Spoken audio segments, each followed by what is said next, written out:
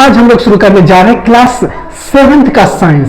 ठीक है, और इसका अध्याय 1 है पादपों में पोषण।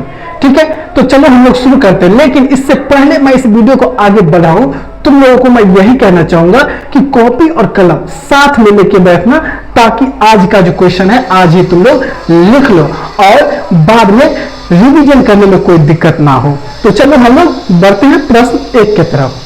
प्रश्न 1 है, पोषक किसे कहते हैं? उत्तर कार्बोहाइड्रेट, प्रोटीन, वसा, विटामिन एवं खनिज भोजन के घटक है। भोजन के ये घटक हमारे शरीर के लिए आवश्यक है तथा इन्हें पोषक कहते हैं। तो देखो, ये जो कार्बोहाइड्रेट, प्रोटीन, वसा, विटामिन एवं खनिज, ये सब जो है ना भोजन के घटक है और ये सब बहुत ही महत्वपूर्ण है हमारे शरीर के लिए, और इन्हीं को हम जो है ना पोषक कहते हैं। क्या कहते हैं? पोषक। आगे बात समझ में? तो चलो अब हम लोग चलते हैं प्रश्न 2 की तरफ। कौन अपना भोजन स्वयं बनाते हैं? तो उत्तर है केवल पादप ही ऐसे जीव हैं जो जल, कार्बन डाइऑक्साइड एवं खनिज की सहायता से अपना भोजन बनाते हैं। देखो, जब ये मैं क्वेश्चन किया हूं कि कौन अपना भोजन स्वयं बनाते हैं, तो तुम लोग के दिमाग में आ रहा होगा कि मेरी मम्मी तो खुद से ही खाना बनाती है, कभी कभी मैं भी बना लेता हूँ, या मेरी बहन बनाती है, ये आसपास के सबको तो देखते हैं खाना बनाते हुए, लेकिन नहीं, वो खाना पकाते हैं। ठीक है, खाना बनाते नहीं है। जैसे आलू है, चावल है, वो सब चीजें रहता है तो उसको पकाते हैं, बनाते नहीं है। सिर्फ पेड़ पौधे ही है जो अपना भोजन स्वयं बनाते हैं। किसकी सहायता से, किसकी मदद से? जल, कार्बन डाइऑक्साइड की मदद से, सूर्य के प्रकाश की उपस्थिति में। ठीक है, आगे बात समझ में? तो चलो अब हम लोग बढ़ते हैं प्रश्न 3 की तरफ। पोषक पदार्थ के कार्यों को लिखें। उत्तर है पोषक पदार्थ सजीवों की शारीरिक संरचना, वृद्धि तथा क्षतिग्रस्त भागों के रखरखाव के लिए समर्थ बनाते हैं तथा विभिन्न जैव प्रक्रमों के लिए आवश्यक ऊर्जा भी प्रदान करते हैं। तो पोषक का कार्य क्या क्या है? देखो, पोषक का कार्य जो है ना, शारीरिक संरचना, शरीर का जो संरचना है उसमें वृद्धि, शरीर का जो वृद्धि हो रहा है उसमें सहायता करना। ठीक है, और जहां कट जाता है, कहीं चोट लग जाता है तो उसके लिए ठीक है, यदि इसको बोलते हैं क्षतिग्रस्त भागों की रखरखाव के लिए समर्थ बनाते हैं। और जहां पे मान लो कट गया, चोट लग गया, तो इन चीजों को रिकवर करने में भी जो है ना पोषक जो है मदद करते हैं। ठीक है, और साथ ही हमारे शरीर को ऊर्जा भी प्रदान करते हैं। अब है प्रश्न 4, पोषण किसे कहते हैं? उत्तर है सजीवों द्वारा भोजन ग्रहण करने एवं इनके उपयोग की विधि को पोषण कहते हैं। पोषण किसे कहते हैं? तो सजीव द्वारा जो भोजन ग्रहण किया जाता है और उसके उपयोग के विधि को, भोजन ग्रहण किया और उसको पचाएगा, फिर सारे शरीर में जो है ना सभी जगह पहुंचेगा, तो इसे ही हम क्या बोलते हैं? पोषण। अब है प्रश्न 5, स्वपोषण किसे कहते हैं? तो उत्तर है पोषण की वह विधि जिसमें जीव अपना भोजन स्वयं संश्लेषित करते हैं, स्वपोषण कहलाता है। तो स्वपोषण किसे कहते हैं? तो बोलता है पोषण की वह विधि जिसमें कोई भी जीव जो है अपना भोजन खुद ही बनाता है, उसे ही हम स्वपोषण कहते हैं। जो जीव खुद भोजन बनाता हो, जैसे पेड़ पौधा, तो उसे हम क्या बोलते हैं? स्वपोषण। जो खुद ही प्रक्रिया का बात कर रहा है, पौधे को नहीं, पौधे तो खुद से बनाता है, लेकिन वह प्रक्रिया जिसके द्वारा कोई जीव जो है ना खुद से स्वयं अपना भोजन बनाता है, तो उसे ही हम क्या बोलते हैं? स्वपोषण। अब है स्वपोषी किसे कहते हैं? तो उत्तर है ऐसे जीव जो अपना भोजन स्वयं संश्लेषित करते हैं, उसे स्वपोषी कहते हैं। तो यहाँ पर जीव का बात आता है, स्वपोषी यानी कौन सा जीव स्वपोषी है? तो जो अपना भोजन स्वयं संश्लेषित करता है, यानी पेड़ पौधा जो है स्वपोषी जीव है। आगे बात समझ में? चलो हम लोग बढ़ते हैं प्रश्न 7 की तरफ। प्रश्न 7 है, विषमपोषी किसे कहते हैं?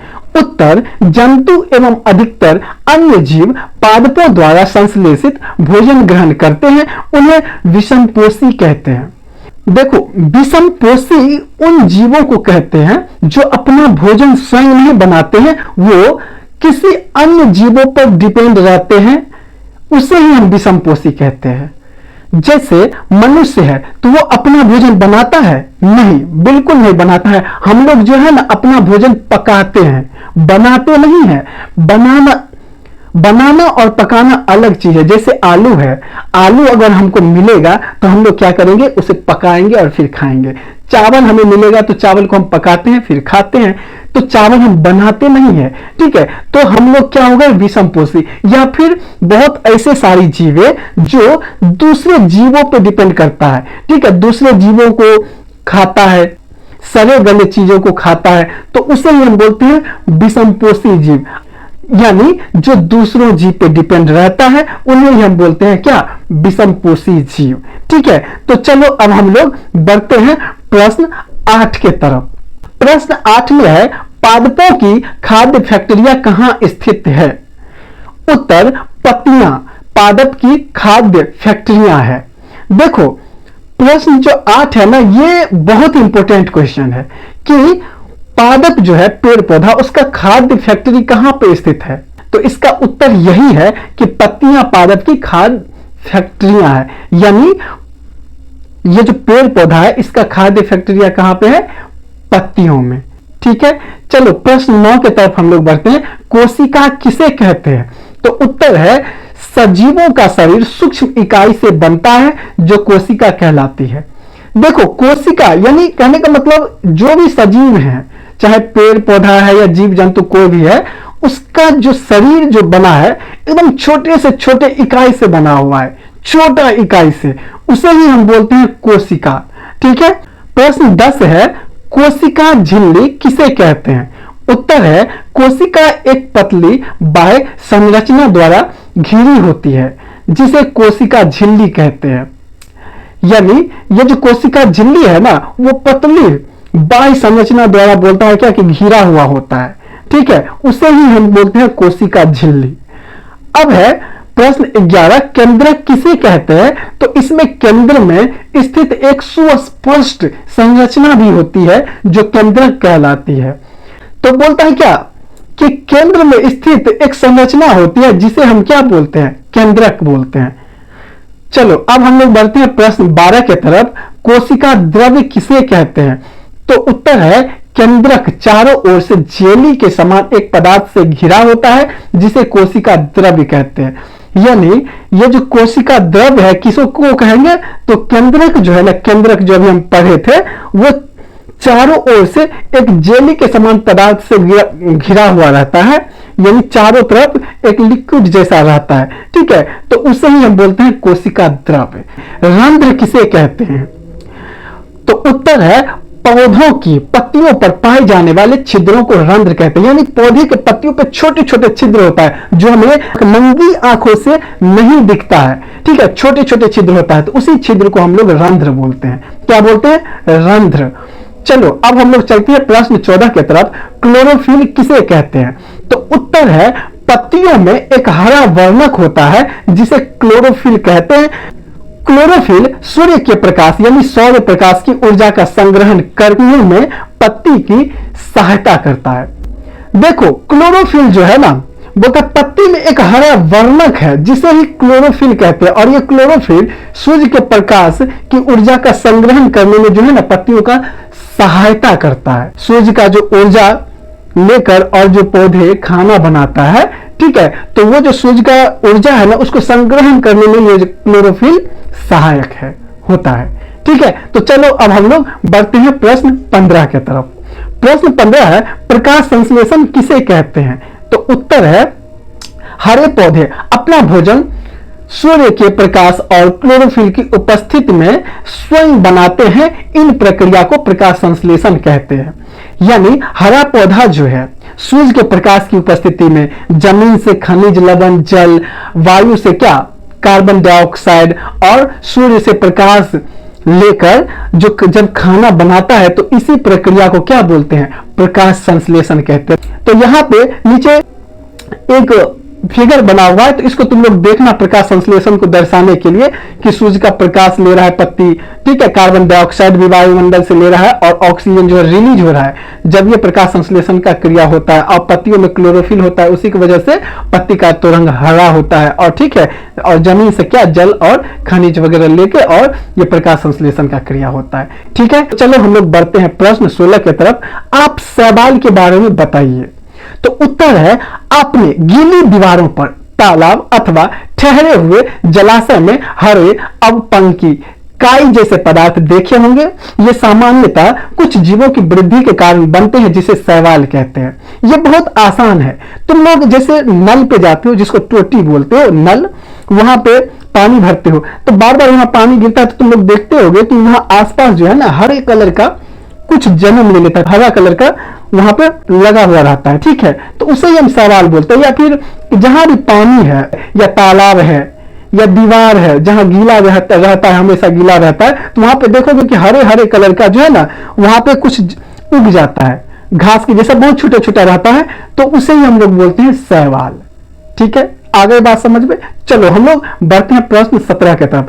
परपोषी किसे कहते हैं? उत्तर है परपोषी उन्हें कहते हैं जो अपना भोजन स्वयं नहीं बना सकते और दूसरे जीवों पर निर्भर रहते हैं, उसे परपोषी कहते हैं। जैसे अमरवेल, देखो ऐसा जीव जो अपना भोजन खुद नहीं बनाता लेकिन दूसरे जीवों पर निर्भर रहता है, उसे ही हम बोलते हैं परपोषी। जैसे अमरवेल, अमरवेल को जानते होगे तुम लोग, वो हरा कलर का या पीला, थोड़ा सा पीला कलर का भी होता है। जैसे पेड़ सब पर तुम लोग देखता होगा, वो क्या होगा कि तुम एक छोटा सा उसका पार्ट जो है भाग तोड़ो और किसी पेड़ पर डाल दो, वो पूरे पेड़ पर फैल जाएगा। ठीक है, और उस पेड़ को जो है कुछ दिन में सुखा देता है, तो ऐसा वो होता है अमरवेल। ठीक है, तुम लोगों ने आसपास में जरूर देखा होगा।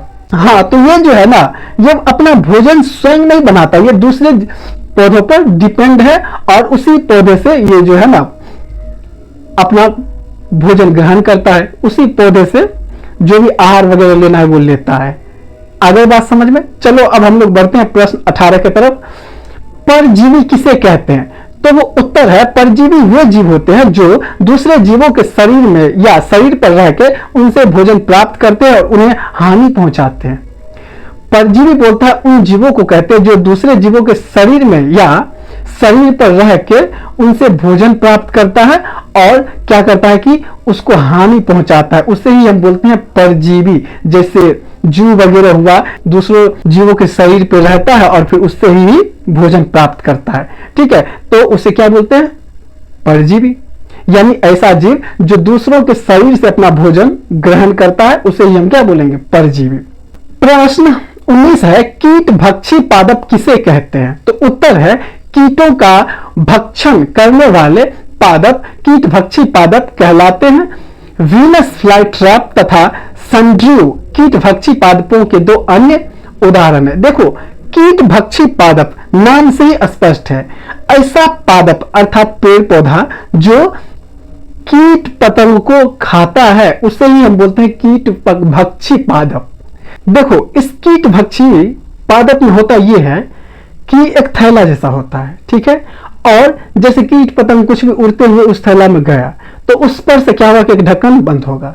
ठीक है, ढक्कन बंद हो जाएगा और फिर ऐसा नहीं है कि हम लोग जैसे चबा चबा के खाते हैं तो वो भी चबा चबा के खाना शुरू कर देगा।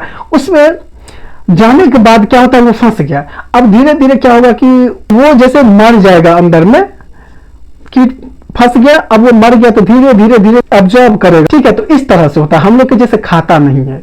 तो चलो अब हम लोग बढ़ते हैं प्रश्न 20 के तरफ। कवक या फंजाई किसे कहते हैं? तो उत्तर है कवक या फंजाई ऐसे सूक्ष्म जीव होते हैं जो ना तो पौधे होते हैं और ना ही जानवर, जो मृत या जीवित पदार्थों पर निर्भर होकर भोजन प्राप्त करते हैं और उनमें क्लोरोफिल नहीं होता। बोलता है कवक या फंजाई जो है ना ऐसे सूक्ष्म जीव होते हैं, ना तो पौधे होते हैं और ना ही जानवर होते हैं, ये मृत या जीवित पदार्थों पर निर्भर होकर उनसे भोजन प्राप्त करता है। तो अब हम लोग मिलते हैं नेक्स्ट वीडियो में, तब तक के लिए टाटा बाय बाय।